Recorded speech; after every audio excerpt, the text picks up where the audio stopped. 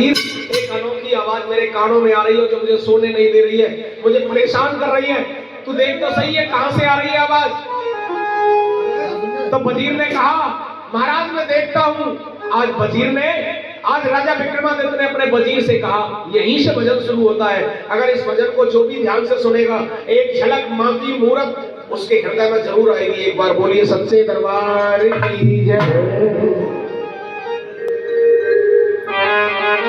ये विक्रम कहे वजीरा मेरे, और 30 जिगर में होती है,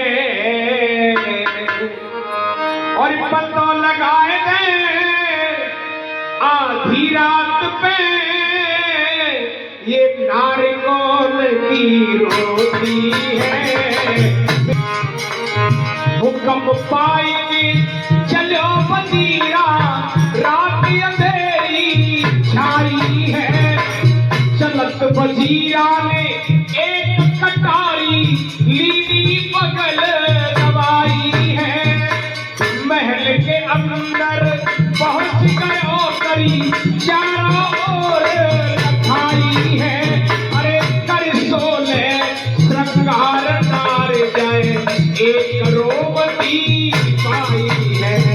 देखा वजीर महलों के अंदर घूम रहा है, और घूमते घूमते वजीर ने उसी आवाज का पता लगाया तो एक कोने में एक देवी की भांत सजी एक औरत रो रही है। वजीर ने जाकर के प्रणाम किया, है देवी आपको परेशानी क्या है, क्यों रो रही हो? तो उस देवी ने कहा, ए वजीर अगर तुम इसका कारण जानना चाहते हो तो निवारण भी कर सकते हो तो बताइए। तो वजीर ने कहा, देवी मैं जरूर कोशिश करूंगा। आज उस वजीर ने कहा, देवी आप कृपा कीजिए, बताइए क्या कारण है आपके रोने का। तो आज उस देवी ने कहा, सुनो,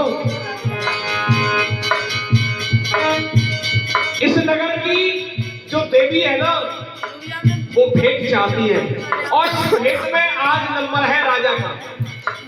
आज आधी रात्रि के बाद राजा की मौत होने वाली है, राजा मर जाएगा।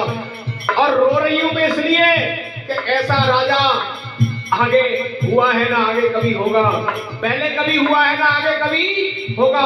ऐसा राजा पैदा होने वाला नहीं है, मैं इसलिए रो रही हूं। आज ऐसा राजा हमारे हाथों से चला जाएगा।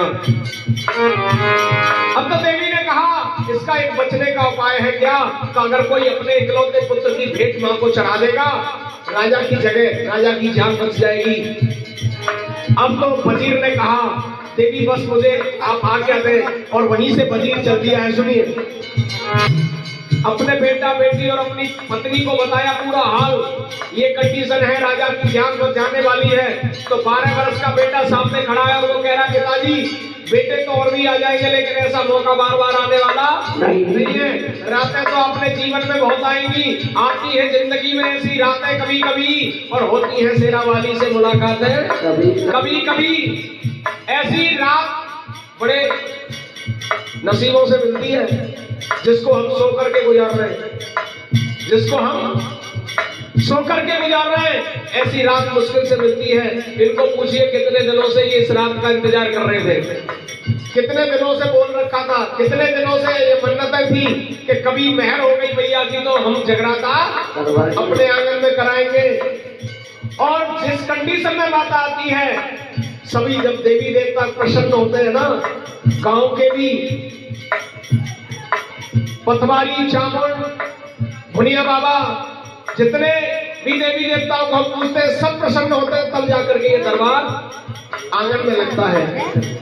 बेटे ने कहा, पिताजी बेटे तो और भी आ जाएंगे, लेकिन ऐसी मौका बार बार आने वाला नहीं है। और उस बेटे ने कहा, सुनो, ऐसे ही पुत्र ने कहा, पिताजी मेरी भेंट चढ़ाई है वहां जल में। कौन भला ऐसा पिता है जो अपने इकलौते पुत्र की भेंट मां को चढ़ा दे जाकर के। लेकिन एक बार राजा की जान की पड़ी है।